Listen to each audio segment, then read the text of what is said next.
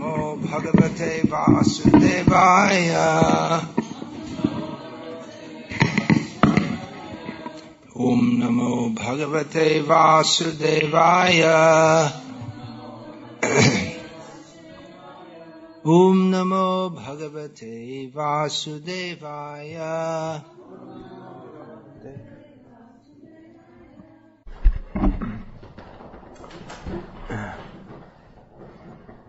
Reading from Srimad Bhagavatam, Canto 3, Chapter 3, Text 23.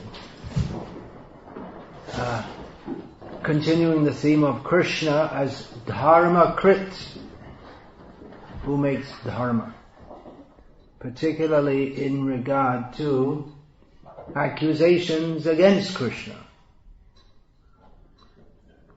Krishna does not act according to dharma.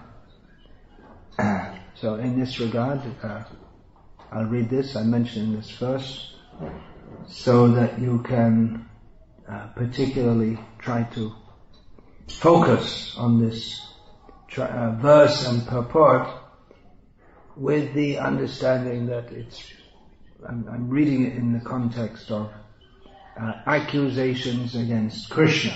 So here's the verse. Daivadhineshu kameshu Daivadhina swayam puman ko vishrambheta yogena yogeshwaram anuvrataha. Every living entity is controlled by a supernatural force, and thus his sense enjoyment is also under the control of that supernatural force. No one therefore can put his faith in Lord Krishna's transcendental sense activities, but one who has become a devotee of the Lord by rendering devotional service. Purport. As stated in Bhagavad Gita, no one can understand the transcendental birth and activities of the Lord. The same fact is herein corroborated. No one but one who is enlightened by the devotional service of the Lord can understand the difference between the Lord's activities and those of others who are controlled by the supernatural force. The sense enjoyment of all animals, men and demigods within the purview of the material universe is controlled by the supernatural force called the Prakriti, or Daivi Maya. No one is independent in obtaining sense enjoyment, and everyone in this material world is after sense enjoyment. Persons who are themselves under the control of supernatural power cannot believe that Lord Krishna is not under any control beyond himself in the matter of sense enjoyment. They cannot understand that his senses are transcendental. In the Brahma Samhita, the Lord's senses are described as omnipotent. That is, with any sense he can perform the activities of the other senses. One who has limited senses cannot believe that the Lord can eat by his transcendental power of hearing and can perform the act of sex life simply by seeing. The controlled living entity cannot even dream of such sense activities in his conditional life. But simply by the activities of Bhakti Yoga, he can understand that the Lord and his activities are always transcendental. As the Lord says in Bhagavad Gita, Bhaktyam abhijanati yavanyas-chasmi tatvataha. One cannot know even a fraction of the activities of the Lord if he is not a pure devotee of the Lord. From this we can construe or understand that it's almost inevitable that non-devotees will misunderstand Krishna. And when they see him or hear of him performing activities that appear to be immoral, they will conclude that he is immoral.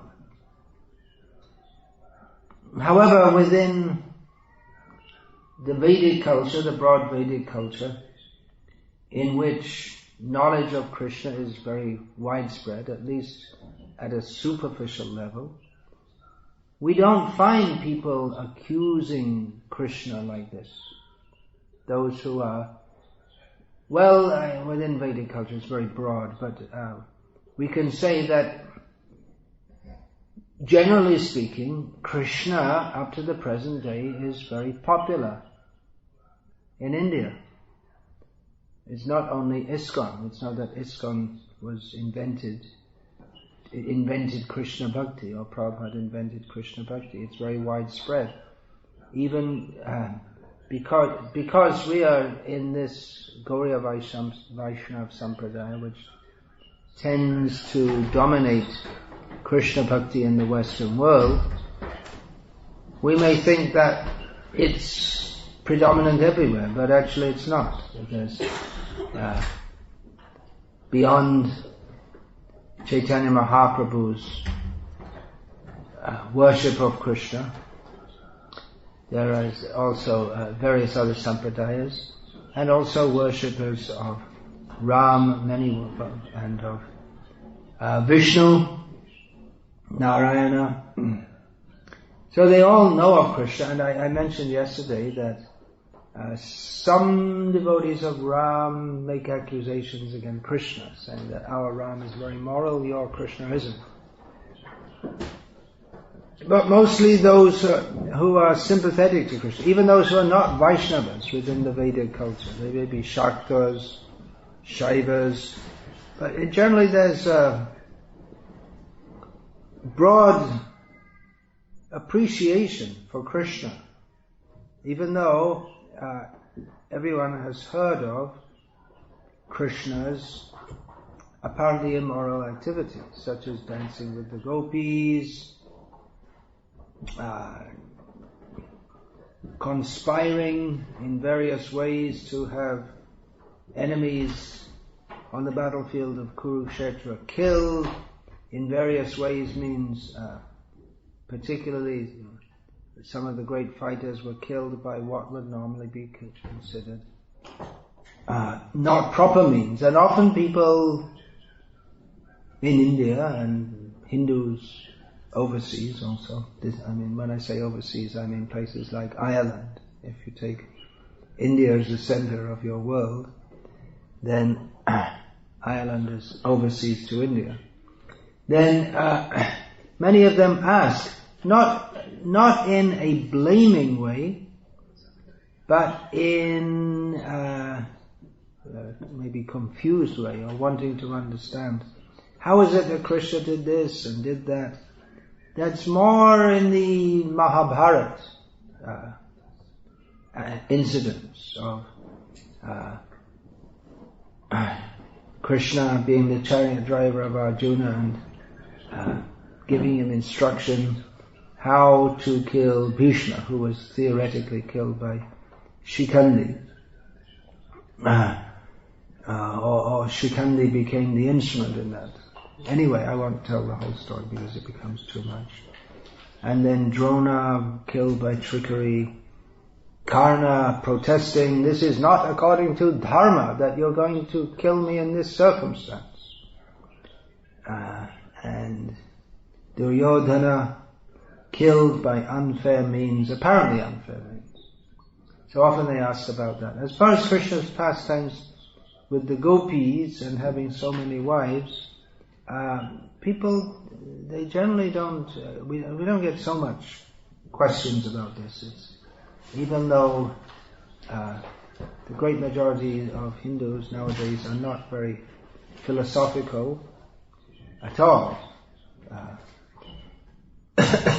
But there's what, as I understand it, an inherent acceptance that Krishna's pastimes are full of spiritual joy. They don't have very clear understanding at all, but there's some idea that, well, Krishna can do this.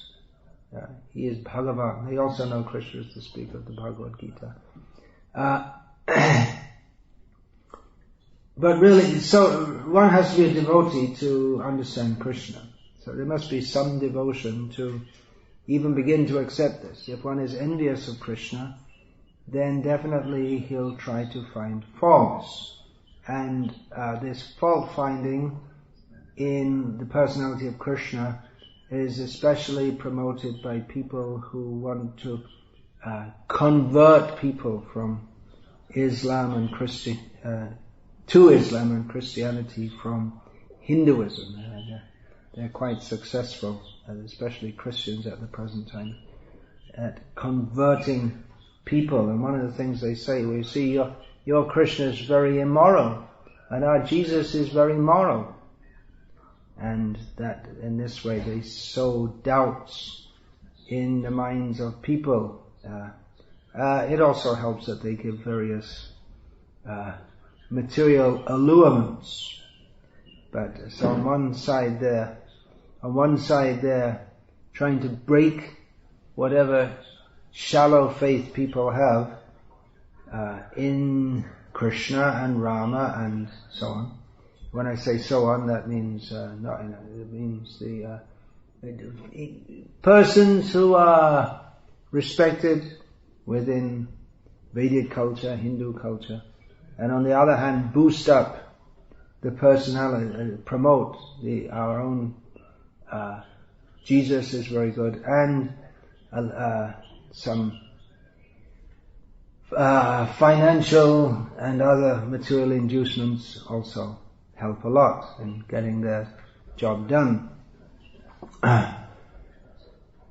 So the point here in this purport is, as of course Srila Prabhupada has made time and time again, is that Krishna can be understood through devotion. Particularly Srila Prabhupada states here, one cannot know even a fraction of the activities of the Lord if he is not a pure devotee of the Lord. So you may say, well, why are we trying to understand? We're not pure devotees. How are we going to understand? We have to wait until we become pure devotees.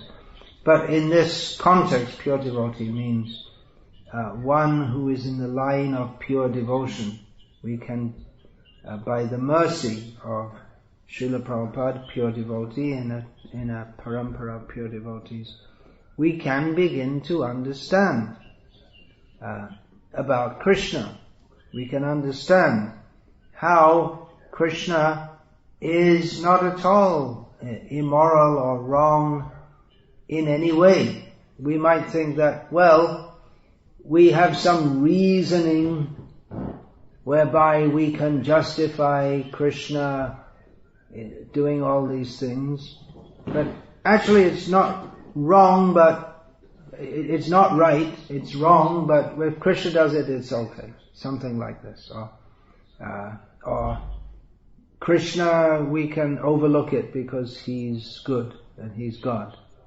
But it's not like that. It's not that actually what Krishna did is wrong, but he can be overlooked for that. It's not that Krishna is subject to our moral judgment. But what Krishna does, dancing with the gopis, marrying 16,108 queens, conspiring in various ways for great personalities who themselves, well, in the case of Bhishma and Drona, they don't violate the laws of dharma in their fighting, but Krishna conspires to have them killed. It's not that Krishna did something wrong, but okay, he's Krishna, so alright, we'll let him off this time. It's not like that. Krishna, in doing that, is completely perfect. It is dharma. It is adharma to think in any other way. Krishna is Dharmakrt. He doesn't, the one who makes dharma, he doesn't take a holiday from that, even for a moment. He's always upholding dharma. What his arrangement for the killing of Drona is as glorious as any of his other glorious activities. It's not that we praise Krishna for saving his devotees like Dhruva and Gajendra, but we just kind of we don't talk too much about Krishna's conspiring for the death of persons, respectable persons. It's not like that. His conspiring for the killing of all these personalities, it is as glorious as any of his activities. Krishna says in Bhagavad Gita, Janma karma chame devyam evam yo veti tatvataha tyagva deham punar janma naiti mameti sorjuna. One who understands the transcendental nature of my appearance and activities does not, upon quitting his body, come again to this world, but comes to me. He doesn't return to this world, goes to Krishna, O Arjuna. So to understand this, how do we understand it? We just accept it, that's all. Everything Krishna does is divine. Everything he does is perfect. Everything he does is for the welfare of the world, and particularly for the welfare of his devotees. That is Krishna's Bhakta Vatsalya. This is a name that just came in the previous verse of Vishnu Sahasranama. He is Vatsala. He's looks after, takes care, loving care. Particularly, this name is applicable to his devotees. Therefore, he's famous as Bhakta Vatsala. And although he is by nature impartial, because he's ready to accept everyone as his devotee, if someone decides not to be a devotee and goes against his devotees, then Krishna will appear to be partial in protecting his devotees. So that is his dharma. That is particularly his dharma, to protect his devotees. He says, Kaunteya pratijanehi name bhakta pranashyati. Declare it, Arjuna. You say it with full faith to everyone that my devotee will never perish. Krishna in Bhagavad Gita again and again exhorts Arjuna, through Arjuna, everyone else who will sensibly agree to become Krishna's devotee. He tells Arjuna to take shelter. Tameva sharanam gaccha sarva bhavena bharata. To take full shelter in Krishna. And Krishna gives full protection. So just as the dharma of the living being is jiva swarup hoy Krishna nitya das, his dharma, his constitutional position, is to be the servant of Krishna. So Krishna's constitutional position is to be the master of everyone, and particularly inclined to his devotees. So when there is an apparent clash of dharma, Drona should be killed. How to kill him? There's no way to kill him before the battle. Yudhishthira asked all the leaders of the opposite forces, how can I kill you? I mean, I came here to kill you. Now you're my respectable gurus, so you have to tell me, how can I kill you? It may seem strange, but it was understood. They were there to kill each other. So Drona said, I can't be killed. As long as Ashvatthama, my son, is alive, I won't be killed. So he went to Ashvatthama and said, how will you kill me? He said, you can't. I'll be alive at the end of this battle. You're not going to kill me. It's not possible. So then it was arranged. Krishna arranged for Yudhishthira to say loudly, so Drona could hear, everyone could hear, Ashvatthama is killed, although he wasn't killed. And he was somewhere way off in the fight, the battle. It's not just that they were fighting in a tennis court. They were spread over many miles. So Ashvatthama, the actual Ashvatthama, was somewhere else. So then Drona just completely lost all interest and stopped fighting, and he was easily killed. And Yudhishthira didn't want to say that because he's known for not saying a lie. So Krishna said, okay, just to make you feel happy, we have an elephant on our side called Ashvatthama, so we'll kill him, and then when you say Ashvatthama is killed, then you won't be lying. Although you'll still be misleading Drona. So that was arranged. Yudhishthira called out loudly, Ashvatthama hata, Ashvatthama is killed. So Drona and everyone else could hear. Then Krishna and everyone else, it was arranged in advance, they blew their conches very loudly, and Yudhishthira said, "The elephant," so that he wouldn't have to tell a lie. And after this, as described in Mahabharata, Yudhishthira, for being such a pious king, his chariot would not touch the ground, it would go slightly above the ground. After this it came down to the ground. People who do not understand this think because he told a lie, it came down, but it was because of his reluctance to follow the order of Krishna that it came down to the ground. In this way he became outside of dharma. And also because unnecessarily he had the elephant killed, just to fulfill his supposed truthfulness. So these are all intricacies of dharma. I'm giving that as an example, and there are many, many, many in Mahabharata, which show how the ways of dharma are very subtle. To understand how Krishna is Dharmakrt, the maker of dharma, the one who himself performs dharma, it requires the kind of intelligence that Krishna gives to the devotees. It requires that kind of intelligence to understand the intricacies of Krishna's pastimes without being bewildered by them. Otherwise one will be bewildered upon hearing these things. Therefore, it is required that to understand Krishna, Janma Karma Chame Divyam Evam Yo Veti Tattvataha, to properly understand Krishna, one has to understand him through the disciplic succession. One has to receive transcendental knowledge through a proper disciplic succession. Otherwise we'll make many mistakes. So let's go on to various allegations that are made about Krishna. Probably the one we hear the most is that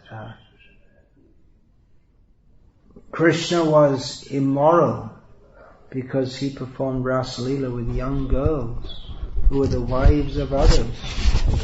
So what are we going to say to that? It's openly stated in the Bhagavatam. And it's said that one will be Vrajavadhu. The word is given, Vrajavadhu. If one hears the pastimes of Krishna with the wives, Vadhu means wife, the wives of Vrindavan means the wives living in Vrindavan. If one hears Shraddhanvita with full faith, then he will be purified. But it seems that, if you hear lusty affairs, then you're going to become contaminated. So how can this be pure?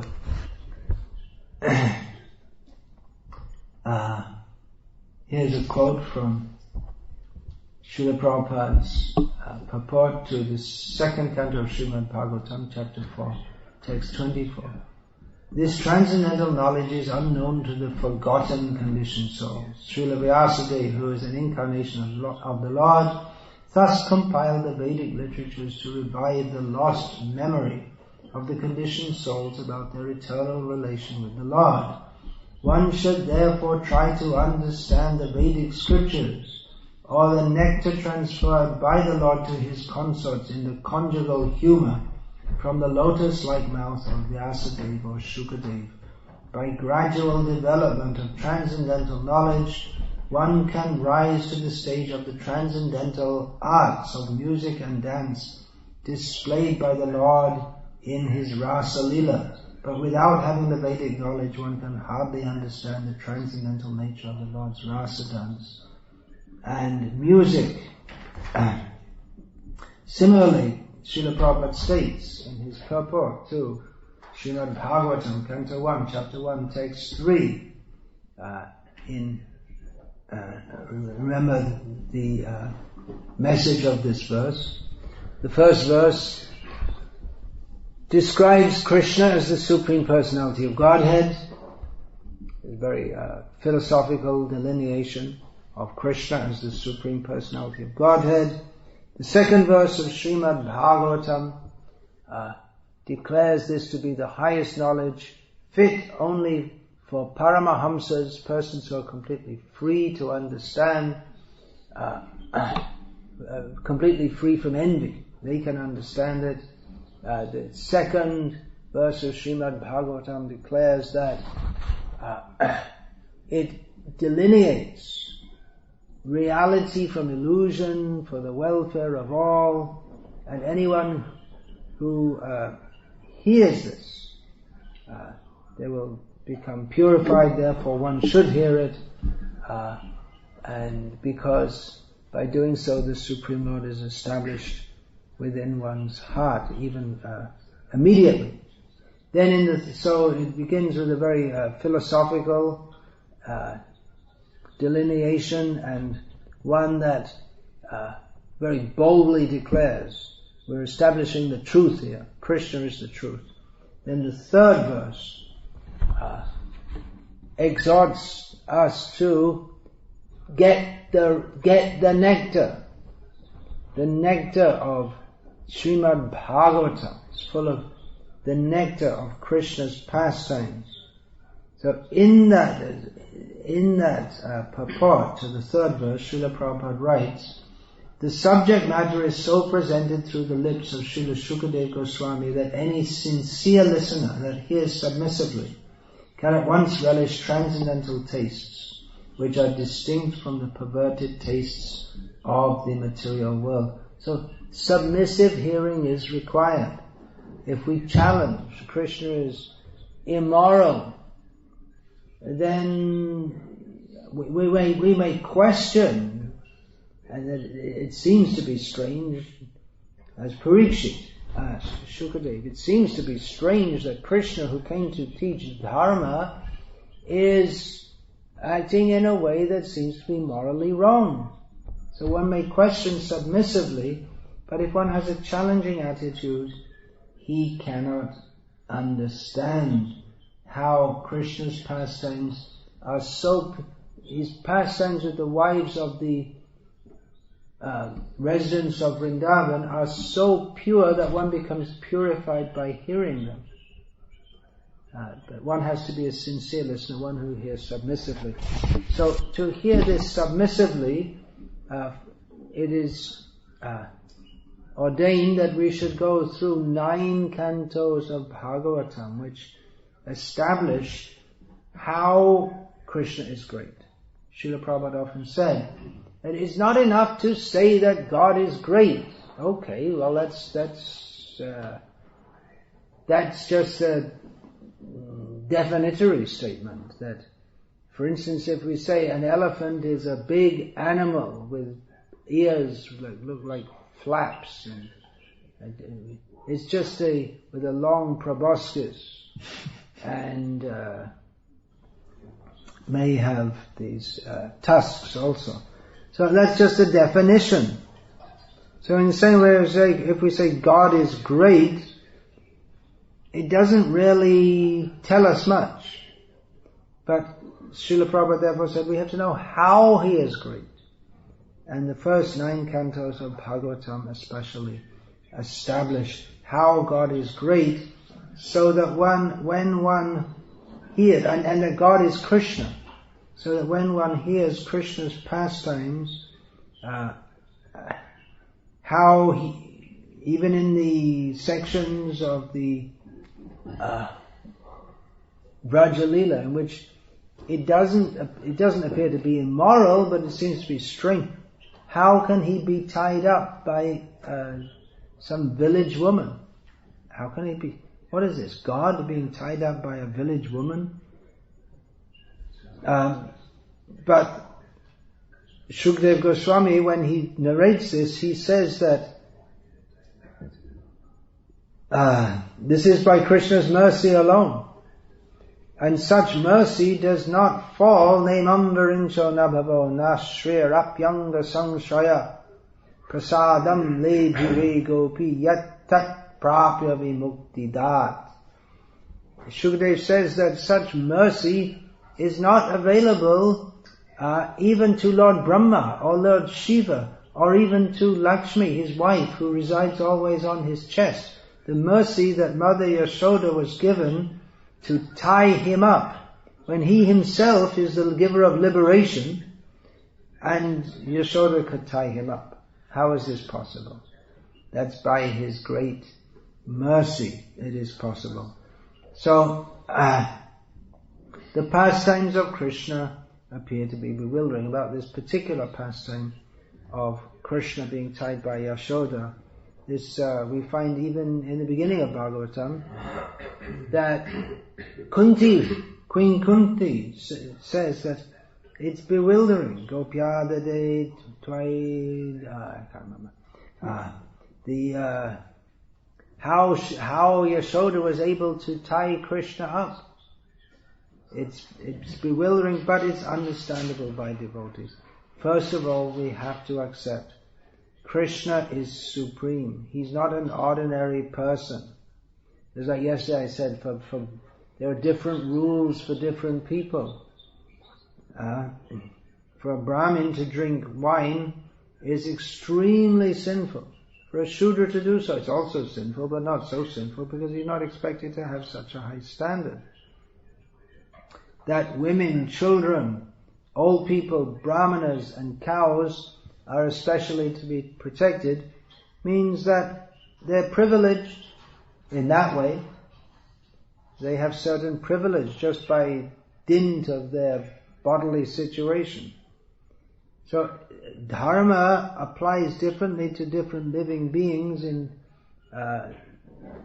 and Krishna is also a different living being. He is that one particular living being who is Nityo Nityanam Chaitanas Chaitananam Eko what is it? Eko Vidadhati Kama. Eko Bahabhe Vidadhati Kama. He's that one living being who maintains and supports all the other living beings. And there are different rules for him. Actually, what's the rule for him? No rule. That's the rule for Krishna. He's not under the rules at all. The rules are under him.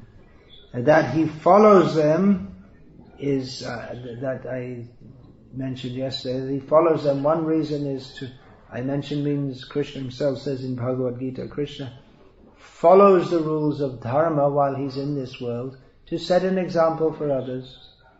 And also because his pastimes, they follow the pattern of Vedic culture, which is why the Vedic culture, the present, much transformed but still recognizable version of which is what is nowadays called Hinduism. That is why it is better for practicing Krishna consciousness. Actually, it's the only culture that is suitable for practicing Krishna consciousness. Other cultures like the present-day Western hedonistic culture, it's not at all suitable. The ideas that come out of this Western hedonistic, materialistic culture, they're not at all suitable for Krishna consciousness. So, it's Krishna's Vedic culture.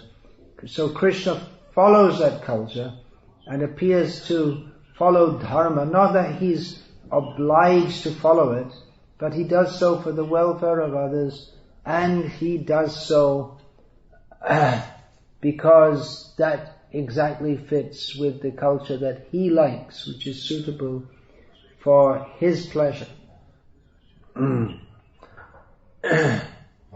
So all these points are to be understood, and it's also to be understood that when Krishna apparently breaks the rules of dharma, that would be a breaking of the rule for anyone else, but for Krishna it's not. For Krishna it's the enactment of his dharma.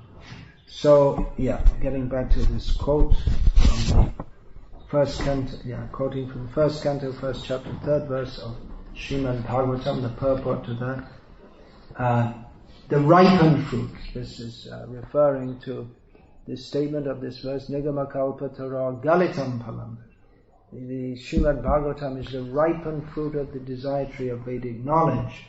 So, in regard to this analogy of the Srimad Bhagavatam being the ripened fruit, Srila Prabhupada, in his purport here, he expands that analogy and says the ripened fruit is not dropped all of a sudden from the highest planet of Krishna Loka. Just like if someone is in a tree collecting the fruit, he doesn't just throw it down to the ground. But the way to collect ripe fruit, particularly, so that it doesn't become damaged on the way to the ground, there will be a chain of people it's passed down through, so that it comes down to the ground without being damaged. So in the same way, the ripened fruit is passed down, person to person. It's passed down here, we're talking about chronologically passed down. This is the meaning of disciplic succession, or parampara. The message of the Srimad Bhagavatam is passed down in parampara. The ripened fruit is not dropped all of a sudden from the highest planet of Krishna Loka. Rather, it has come down carefully through the chain of disciplic succession without change or disturbance. Foolish people who are not in the transcendental disciplic succession commit great blunders by trying to understand the highest transcendental rasa known as the rasa dance without following in the footsteps of Shukadeva Goswami, who presents this fruit very carefully by stages of transcendental realization. One should be intelligent enough to know the position of Srimad Bhagavatam by considering personalities like Shukadeva Goswami, who deals with the subject so carefully. Very carefully. And didn't just say, okay, Parikshit, let's get on with the Rasalila discussion.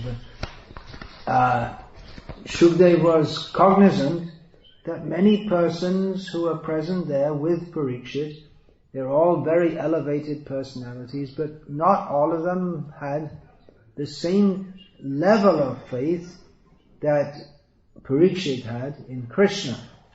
There were various rishis, or nasav rishi yasya matang nabhinnam. The very definition of a rishi is he has his own ideas, his various thoughts and philosophies. So not all of them were even inclined toward devotion. That's why Parikshit didn't want to hear from them. He was happy to hear from Shukadeva. He wasn't satisfied when with all their different so many of them gave recommendations about what a person at the point of death should do, but Parikshit was only satisfied when Shukadeva Goswami came.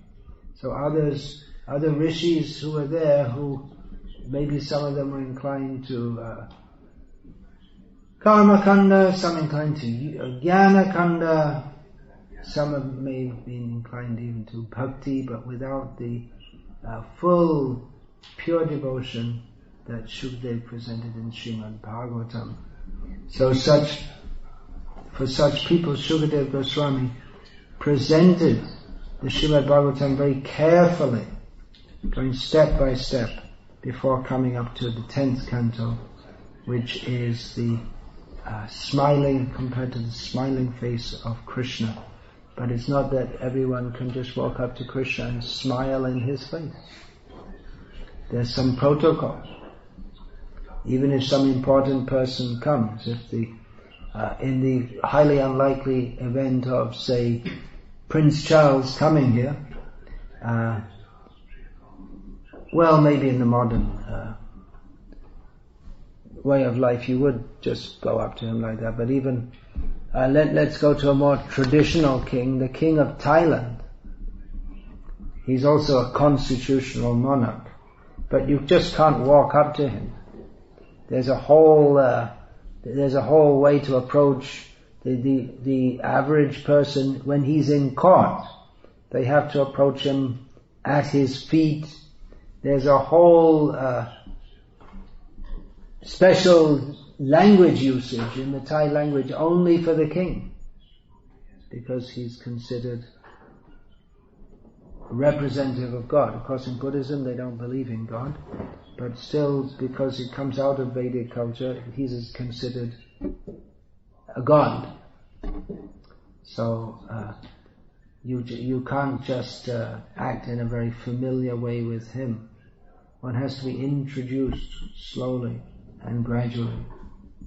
So, how are you going to do this? Well, just like if someone had an appointment to meet the king of Thailand, especially in state, then he would be instructed about the protocol, how to proceed toward him. So, this is described here. This process of disciplic succession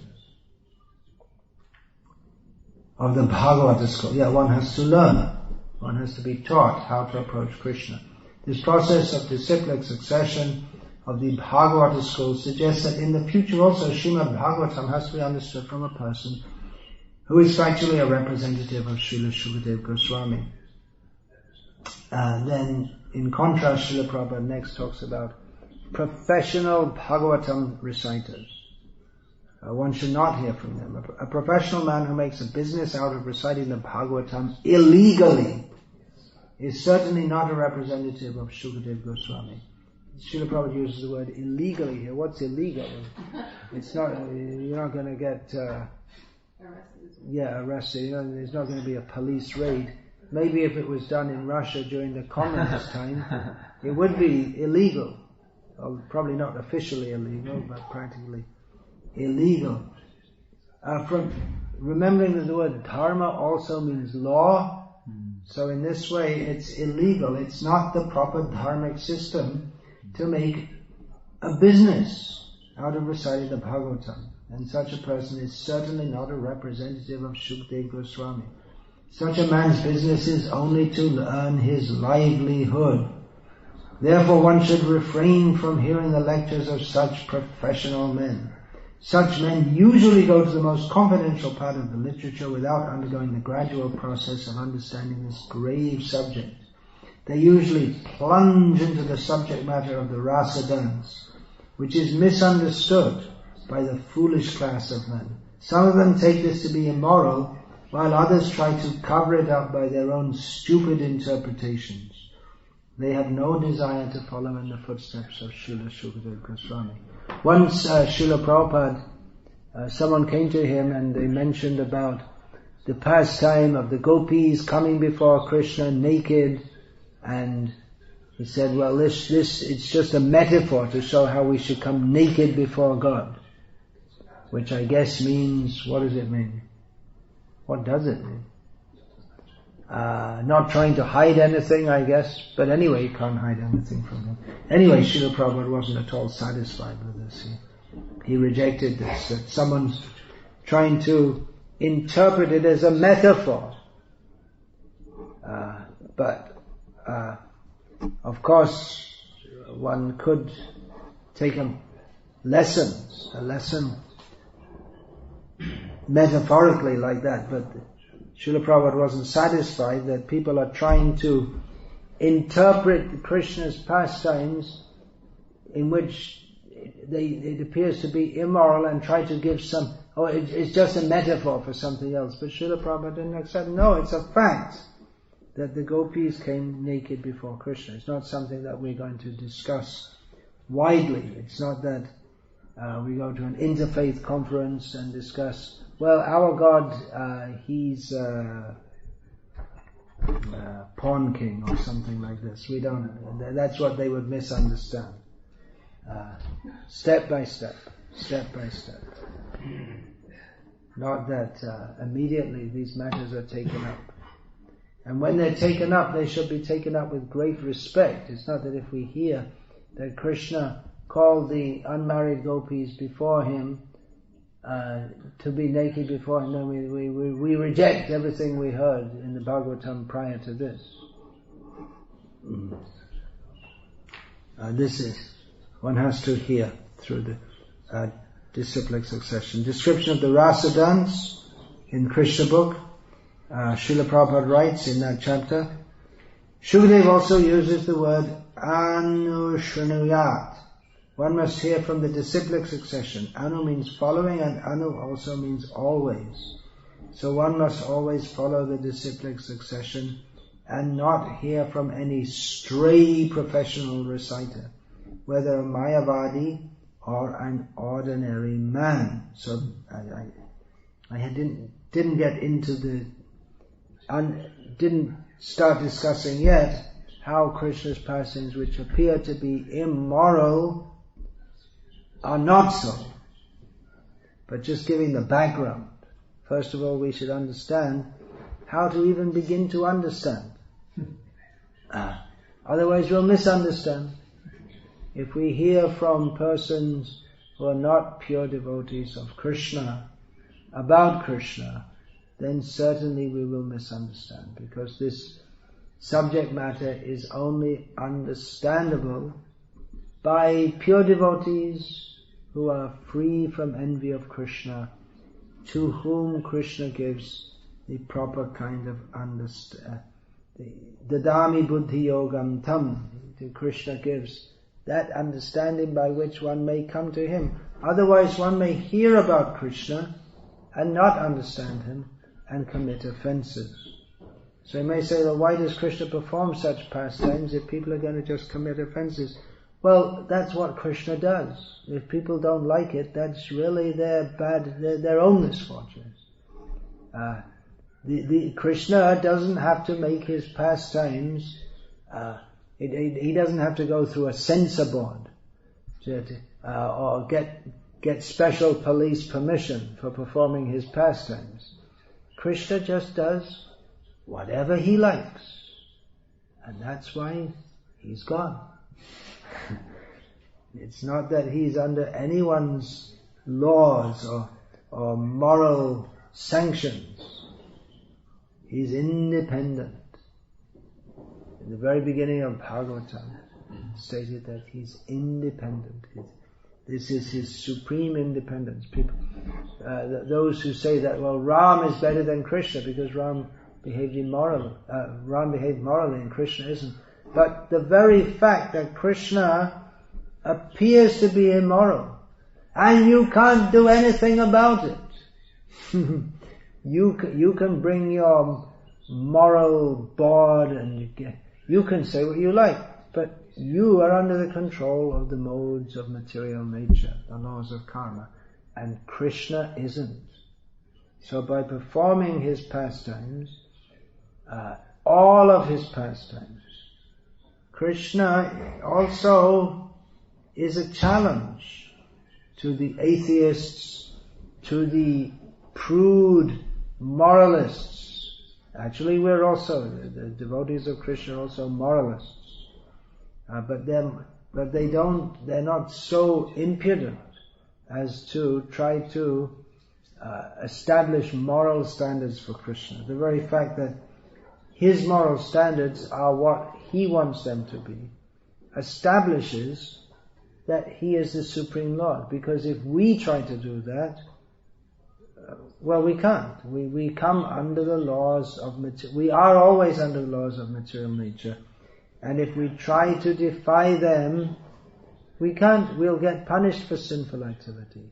Krishna is never punished for anything. There's no question of sinful activity in him. He's supremely independent. So this is something else we can understand from Krishna's apparently immoral pastimes. And Krishna willing, I'll go on discussing more about this in the next session.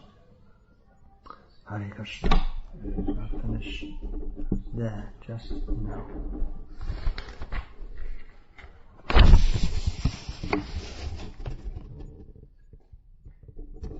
Okay, any questions now?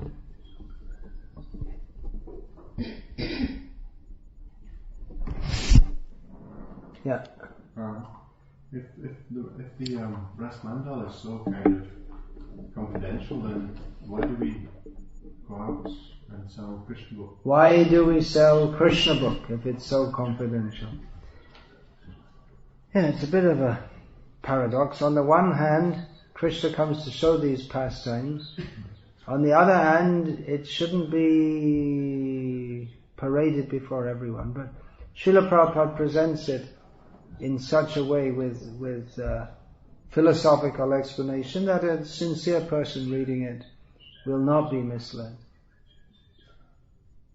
What are those differences? What are the differences? Well, I plan to discuss it more in the upcoming session.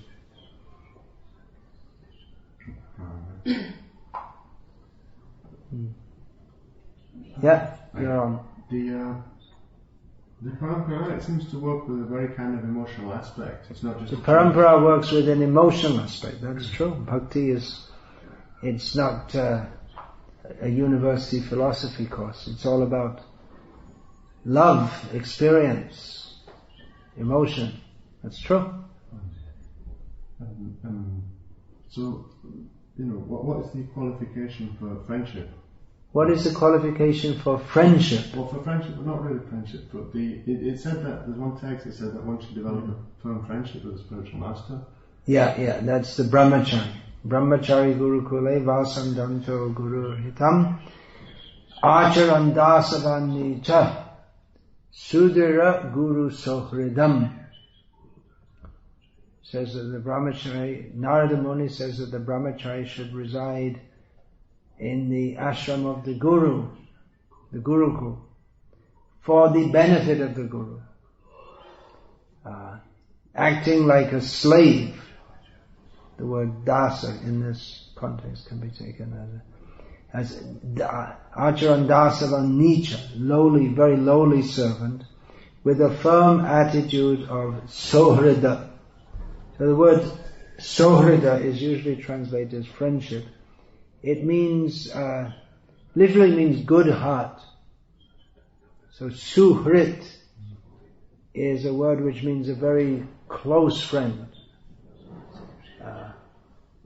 So Srila Prabhupada translated it that way, but we can understand it means that one gives one's heart to the Guru, not that you just walk up to him, slap him on the back and say, "How are you doing today?" It's not like that.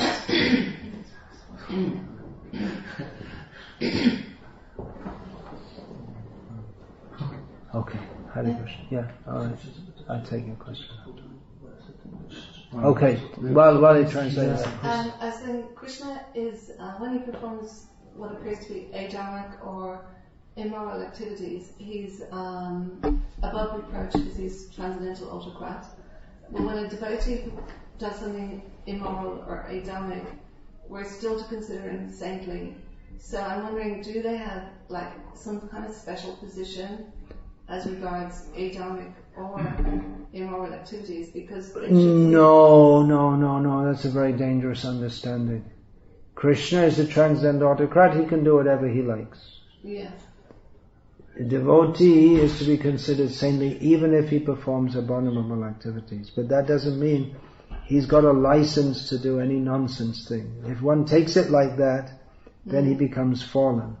Although it is true of very high devotees also. Not that they're the transcendental autocrat, but they may do things which seem to be wrong, which is very difficult for us to understand because we're not on that platform. They may do. One should not judge. One should be very careful in judging very high level devotees, which they may do things which seem to be wrong. But whatever they do, Krishna, the highest level of devotee, whatever they do is for the ultimate benefit of the world. Whereas a less advanced devotee who slips into some sinful activity, that is not to be considered on the level of a Paramahamsa. It should be understood that he's trying to be a devotee, he's made a mistake, still we should consider him saintly. Very high level devotee who does something unusual, we should not imitate that. We should follow their instructions and not imitate their if they behave in some unusual manner.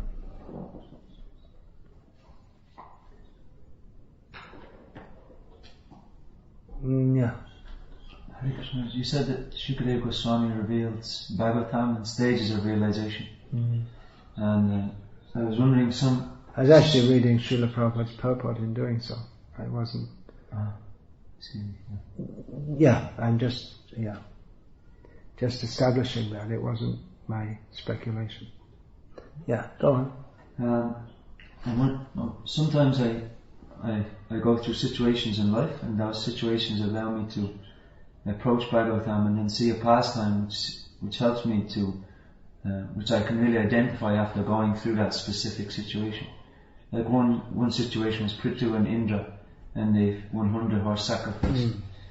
And then I was going through some management situation, and Vishnu gives this advice to Prithu. They should just let Indra have his position. Yeah. Don't rattle his cage or he'll just get worse and worse. So I was in a position where someone senior to me was trying to stop my preaching project. And I was taking this logic. I just have to, if I try to sort it out, it'll just get worse and worse.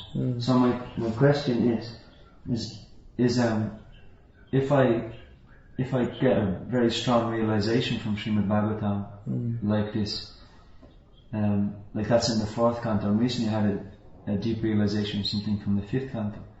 Should I take it that that's the stage of realization that I'm on, and then I should progressively go to Bhagavatam from there? Go on reading Bhagavatam, don't stop in the 4th canto and say, hey, I got it! I got the realization. Finished. No need to go any further. No, keep on going. I didn't really understand your question, so I'm not sure if that's... It's like, have I lived, like, the lesson that's to be learned, one major lesson that's to be learned from that canto, somehow I feel I've learned it, and I've got it, and I see it in my life, I can apply it. And now recently I've had a realization from the 5th canto, and it's like, I've got it, I realize it, it's changed in my personality, I won't fall for that again. So it's like there's something from the 6th, like Ajamil is in the 6th canto, right? Like I might just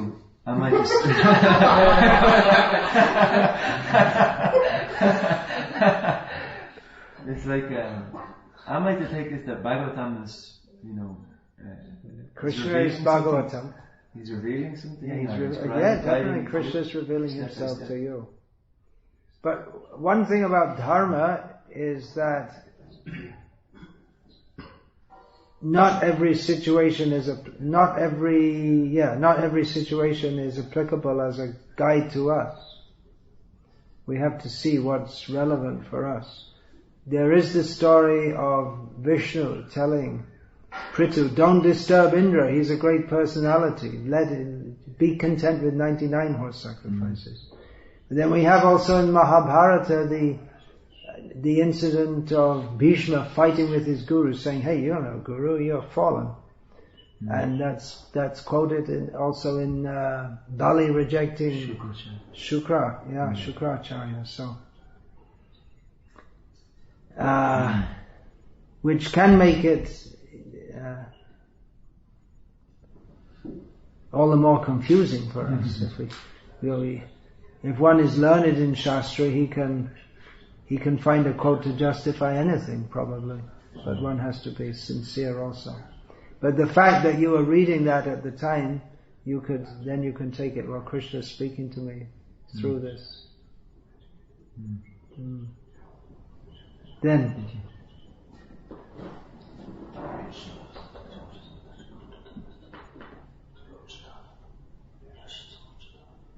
he's asking which verse was it, the Sahasranama that you were reading today? Which verse was it? Canto 3, chapter 3, text 23. Something else over there? Yeah. Just want to ask, what does mean hedonist? What does it mean? Hedonist. Hedonist. It means, or what it's come to mean is, what is that? Indriyara, one who lives for the sense. In the Bhagavad Gita there's a similar word, one who lives for sense gratification. That is what it's come to mean. So if we say today's hedonistic civilization, it means a society based on sense gratification as the goal of life. Now, Krishna's Vedic culture you mentioned. So, first, it's difficult to pin down what Vedic culture actually is because it's so... It's difficult to pin down exactly what Vedic culture is. And yeah, there are different strokes for different folks and different rules in different times and places and circumstances. That's true. And sometimes... But there are very broad principles also. There should be 4 varnas and 4 ashrams, and you don't put your hand in your mouth and things like that, or anywhere near your mouth, especially the left hand. Yeah. Sometimes when we're selling the books, actually, even the 4 varnas and 4 ashrams, which Krishna, his pastimes fall into that. There are Vaishyas, he's part of the Vaishya community. There are Brahmanas in Vrindavan. But in the Satya Yuga, that division isn't there. So, yeah, it's, in this world, the Vedic culture has different manifestations in different times. Yeah. Sometimes when we preach, we try and make it that Krishna is the universal God, and that he doesn't really apply to any particular culture. Krishna is universal, doesn't apply to any particular culture. Well, outside of the Vedic culture, all culture is not really culture at all. Anyone in any culture can take to Krishna consciousness, but they have to adopt Krishna's culture as much as they can, because if they stick to their own culture, that sinful culture is antithetical to Krishna's culture. But people would say, well, Indian culture is still material. They may say. But that's based on Indian culture is material. From the anthropological point of view, it might seem to be. And Indian culture is. Vedic culture is. Yeah, Vedic culture is practiced in this world, it is material, but it's the interface between the spiritual and the material. It's this spiritual culture practiced in this world. But Indian culture, from the Vedic perspective, is not just another culture that developed. There were monkeys, and then they developed into humans, and then they stopped grunting and started talking. And then they formed themselves into, then they started farming. Someone invented the wheel, and so on and so on. This is the standard anthropological understanding. But Vedic culture is different to that. It's given in the beginning by Krishna via Brahma and the other Prajapatis. So it's a completely different understanding to that of mundane anthropology. And people may say it's material, but then they say all kinds of things which we don't have to accept. The concept of polymorphism. I think Spinoza said that if a triangle had a god, then it would have 3 corners. Well, like I say, if you look from your own intelligence outward, you may come to some such conclusions, but do we have to accept that? You think the Indians have made an Indian god, is that the idea? Oh yeah. Well, you can think like that if you like. But if we are to accept God at all, then he's a person, he has his own culture. It's if you want to take it from putting our own intelligence as the measure, which isn't a very good idea anyway, but if you want to take it from that point of view, then well, Krishna or God is a person, which means he lives according to a certain culture, and there is some place in the universe where that culture is prominent, so that people who are preparing themselves to go to the spiritual world where God lives can act according to their culture and become prepared. It's not a bad logic. Personally, I'd rather take guidance from Prabhupada and all the acharyas than some beef-eating Spinoza or anyone else. Just going to ask, is that culture now dead in India, or is that culture dead in India? Well, there's still some signs of life. Srila Prabhupada said in this regard, quoting a Bengali saying, that even a dead elephant is worth a lakh of rupees. So even if it's dead, it's still better than the whatever goes on in the name of culture in this part of the world. Which is one reason why so many Indians take to Krishna consciousness. They're culturally prepared. Hindus, they're culturally more prepared for it.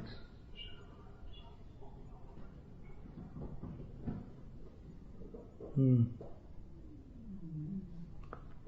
just want to add this something for this what Prabhupada said. Prabhupada said in Bhagavad Gita that we should understand Bhagavad Gita theoretically.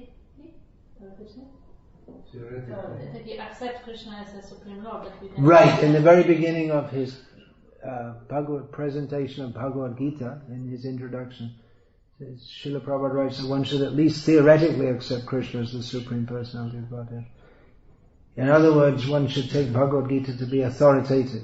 If you think that it's just some wisdom tradition of the East, we can take something from this, we can take something from some native Indians, we can dig up something which Wicca has imagined to be some ancient pagan teachings and cook it all up in the soup bowl of your mind and come up with some eclectic understanding. It's not like that. God speaks. He comes to this world. He tells us what is what. That is Bhagavad Gita. So, unless we accept Krishna as being authoritative, then we can't even begin to understand Bhagavad Gita.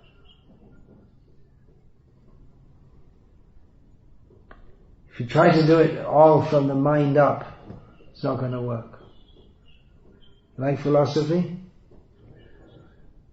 Yeah. So, but the idea, like Descartes wanted to start off with, okay, I'm here, let's start with some rational philosophy. But it doesn't work. I think, therefore I am. What's that? Cognito ergo sum. But what he considers to be I am is already conditioned by so many ideas from this life and previous lives. There is no neutral point of beginning. We can't, what we consider to be our mind, however rational, the very idea that we should be rational is another acquired cultural trait. So there's no question of just beginning completely neutral and building up in a Mr. Spock kind of logical way. There's no question of being philosophically neutral. We already have so many biases and predispositions, and therefore we should try to present ourselves as a blank slate before those who know. And then again we're caught. How do you know? And ultimately we have to rely on the mercy of Krishna. Oh God, at least this much we can come. I don't know what's going on, but I'm suffering in this world.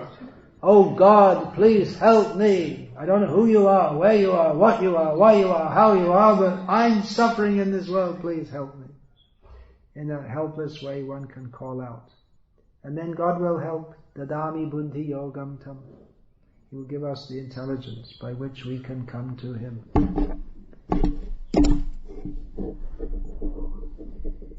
Brahmanda Brahmite Kono Bhagavan Jeev Guru Krishna Prasad Bhakti Latavi. Requires some good fortune to come to Krishna. If you go to the philosophy class at university, or the comparative religion class at university, or the anthropology class at university, your good luck starts to go down. You're less likely to be able to accept the good luck of transcendental knowledge.